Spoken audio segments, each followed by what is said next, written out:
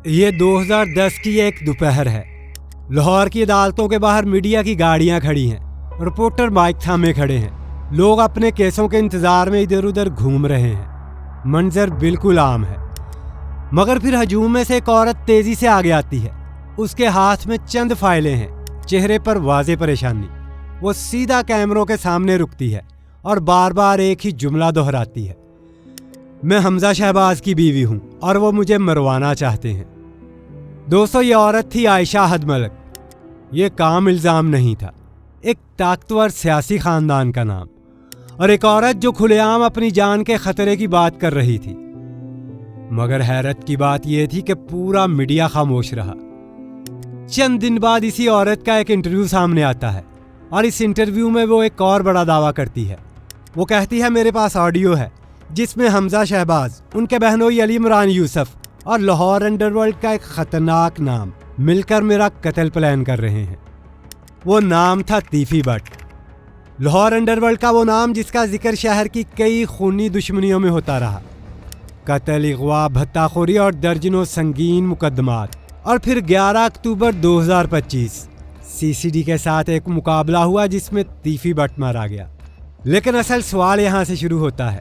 लाहौर की एक तंग गली में पीटर इंजन की एक छोटी सी दुकान पर काम करने वाला एक मैकेनिक का बेटा आखिर कैसे बन गया लाहौर के अंडरवर्ल्ड का सबसे ताकतवर नाम?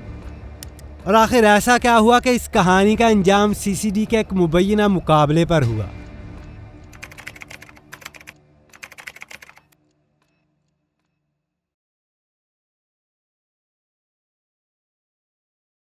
ये कहानी शुरू होती है लाहौर रेलवे स्टेशन के करीब एक पुरानी सड़क से, नाम है ब्रंथ रोड, जहां आज मशीनों, पुर्जाजात और इंजीनियरिंग के सामान की दुकानें हैं। मगर एक वक्त था जब यही सड़क केला वाली सड़क के नाम से जानी जाती थी।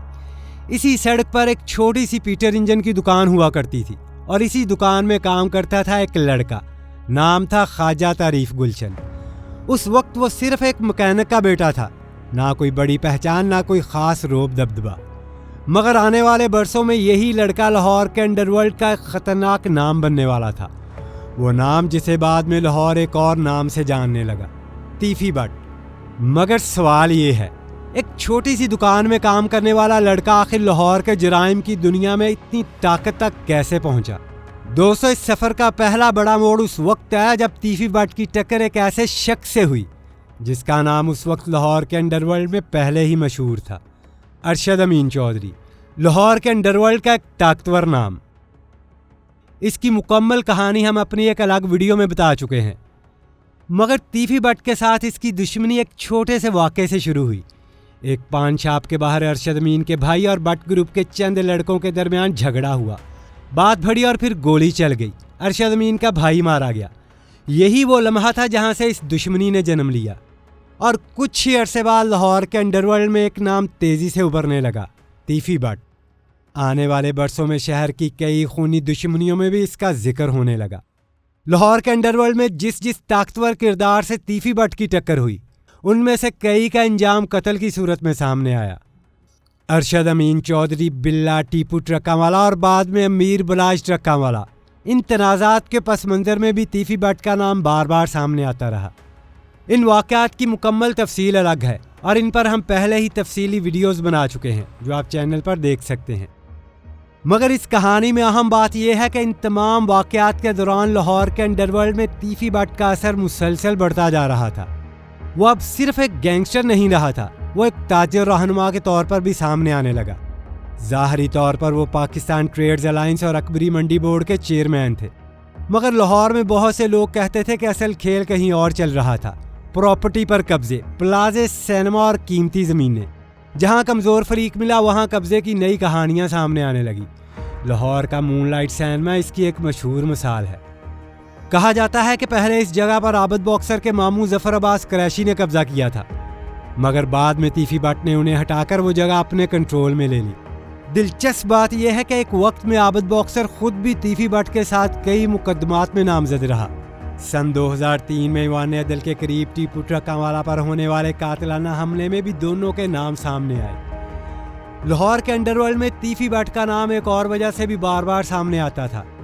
कहा जाता है कि वो अपने डेरों पर इश्तिहारी मुजरिमों को पनाह देते और उन्हें मुख्तलिफ जराइम में इस्तेमाल करते थे। उनके करीब तरीन लोगों में एक नाम और भी लिया जाता था, गोगी भट्ट। गोगी भट्ट दरअसल तीफी भट्ट का फूफीजाद भाई था और वो भी ज़मीनों पर कब्जों और भत्ताखोरी के मुकदमात में पुलिस को मतलूब रहता था। ये वो मरहला था जब तीफी भट्ट सिर्फ अंडरवर्ल्ड का नाम नहीं रहा था।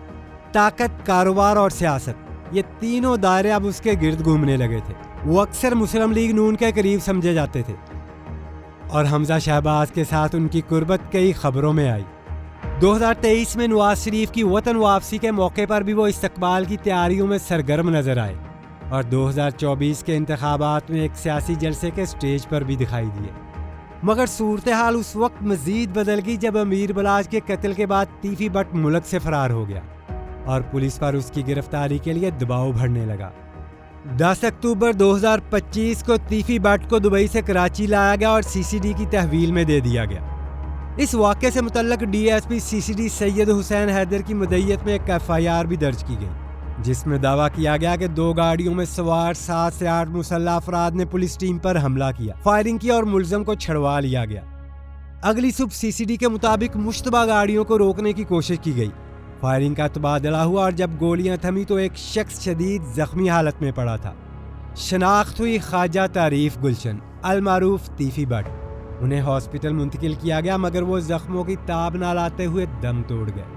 मगर तीफी भट्ट का अंजाम एक बड़ा सवाल छोड़ गया।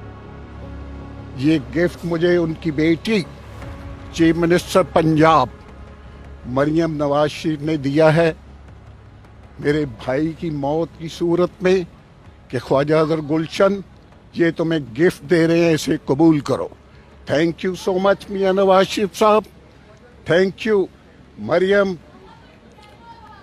जहाँ तक उसके बाद का ताल्लुक है तो सुबह से मैं आके यहाँ पे बैठा हुआ हूँ कि ये उसकी डेड बॉडी दें और उसका जो आखिरी उसकी जो रसूमात हैं उसको कंप्लीट किया जाए। क्या ये वाकई एक पुलिस मुकाबला था या पाकिस्तान में बढ़ते हुए सीसीडी मुकाबलों की एक और कड़ी?